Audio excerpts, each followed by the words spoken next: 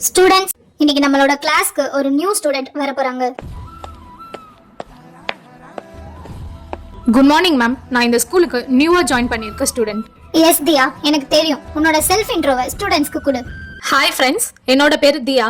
என்னோட டாடிக்கு ஒர்க் சென்னையில ட்ரான்ஸ்ஃபர் ஆனதால நாங்க இங்க வந்திருக்கோம். என்ன மச்சான் அரவிந்த், அவளையே பாக்குற? டேய், நீ வேற நியூ ஜாயின்ல, அதான் பார்த்தேன். தியா, நீ அரவிந்த் பக்கத்துல உட்காருமா. அங்கதான் இப்போதைக்கு இடம் இருக்கு. உனக்கு நான் நாளைக்கு பிளேஸ் அலாட் பண்ணி தரேன். Okay ma'am. ஹாய் அரவிந்த்.